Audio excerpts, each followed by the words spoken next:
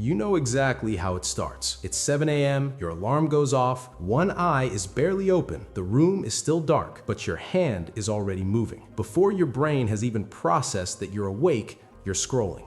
You're checking notifications, looking at stories from people you haven't spoken to in 5 years, and flooding your brain with information before you've even had a sip of water. It feels normal, right? But deep down, you feel that subtle brain fog kicking in. You feel tired before the day has even started.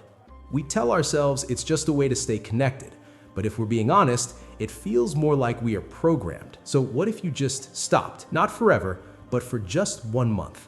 Let's talk about what actually happens to your brain when you pull the plug. Okay, let's get real for a second. We've all seen those viral experiments where someone claims, "I quit social media for 30 days," and suddenly their life is perfect. But they rarely tell you about the messy part.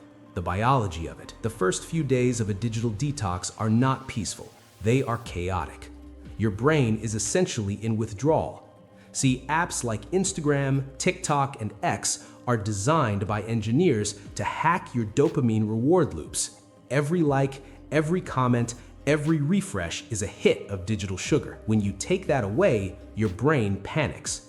You will feel what scientists call the phantom buzz. You'll feel your phone vibrate in your pocket even when it's not there. You will feel bored, painfully bored. And this is where most people fail. They think the boredom means something is wrong, but actually, this is where the magic starts. By day 7, something shifts. You stop reaching for your pocket every 3 minutes.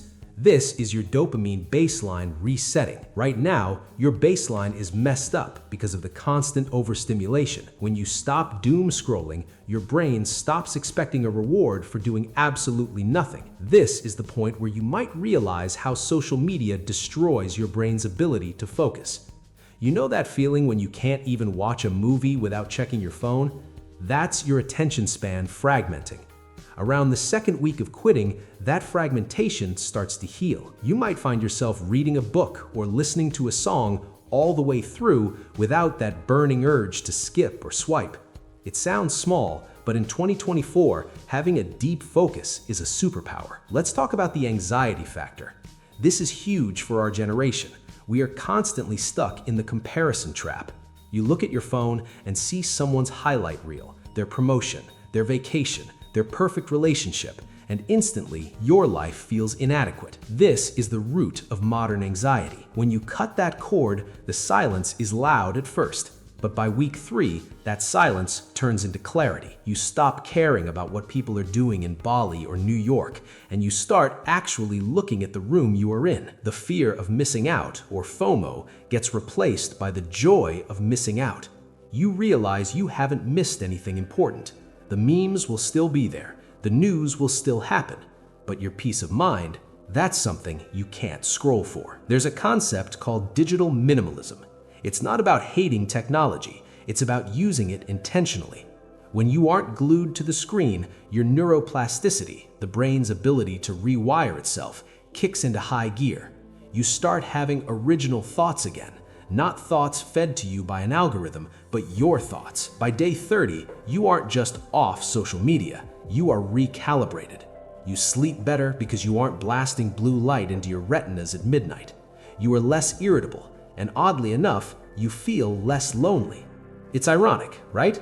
The platforms that promised to connect us actually made us feel more isolated. When you quit, you force yourself to have real interactions. A text becomes a phone call, becomes a coffee date. The artificial connection is replaced by organic connection. Is it easy? Absolutely not. In a world that demands you to be online, choosing to step back is an act of rebellion. It's reclaiming your mental real estate. You are taking back the one thing you can never earn more of, your time. So, here's the challenge. You don't have to throw your phone in the ocean, but try to detach. Give your brain the space it desperately needs to breathe. Even if you don't do the full 30 days, just reclaiming your mornings or your nights can change everything. If this video made you think a little differently about that device in your hand, go ahead and hit that like button. It really helps the algorithm push this message to people who need a break. And if you want to explore more about rewiring your life and taking control of your mental space, make sure you subscribe to Mind Reset Hub. We are building a community here that values clarity over clutter. I'll see you in the next one.